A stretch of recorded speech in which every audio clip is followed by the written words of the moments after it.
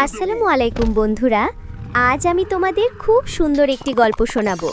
গল্পটি ভালো লাগলে কিন্তু অবশ্যই লাইক দিও আর আমাদের চ্যানেলটি সাবস্ক্রাইব করে রেখো। এক দেশে এক দয়ালু ও বুদ্ধিমান রাজা ছিলেন। তার একজন বিশ্বস্ত উজির ছিল, যিনি সব সময় রাজাকে সঠিক পরামর্শ দিতেন। একদম ঠিক। এমন দিনে হাঁটতে খুব ভালো লাগে।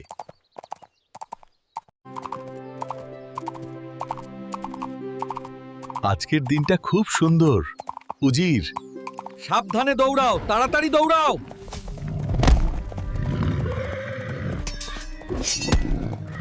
একদিন রাজা ও উজির শিকারে বের হলেন। হঠাৎ একটি দুর্ঘটনায় রাজার একটি আঙুল কেটে গেল।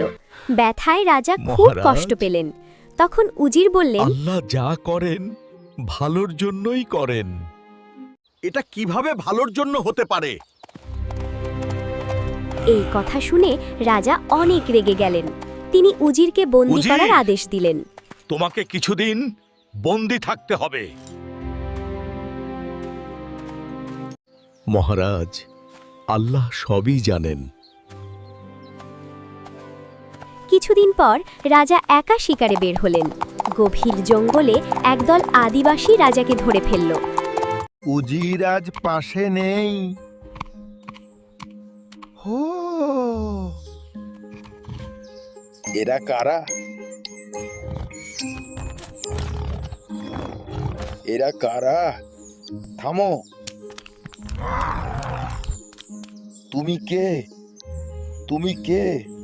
আমি এই দেশের রাজা।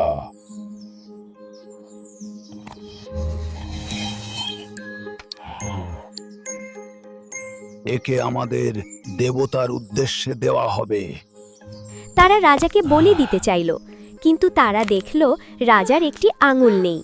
অসম্পূর্ণ শরীরের কাউকে তারা বলি দেয় না। অসম্পূর্ণ শরীরের কাউকে আমাদের নিয়মে বলি দেওয়া যায় না। একে ছেড়ে দাও। তাই তারা রাজাকে ছেড়ে দিল।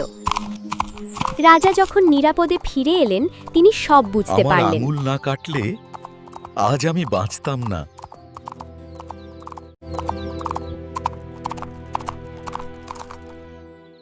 উজির ঠিকই বলেছিল।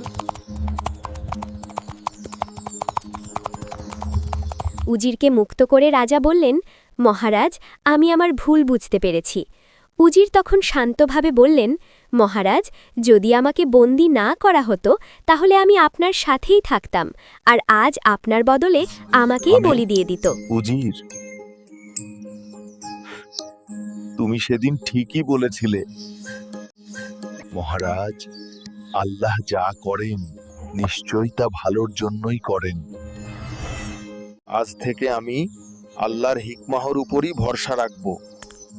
বন্ধুরা, এই গল্প আমাদের শেখায় সব কিছুর পেছনে আল্লাহর একটি সুন্দর পরিকল্পনা থাকে। আল্লাহ যা করেন নিশ্চয়ই তা ভালোর জন্যই করেন। গল্পটি তোমাদের কেমন লেগেছে তা আমাদের কমেন্ট করে জানাও। আর এই রকম আরও সুন্দর সুন্দর গল্প পেতে ভিডিওটি শেয়ার করো। আর আমাদের পরিবারের সদস্য হতে সাবস্ক্রাইব বাটনটি ক্লিক করে দাও। সবাই ভালো থেকো। আল্লাহ হাফেজ।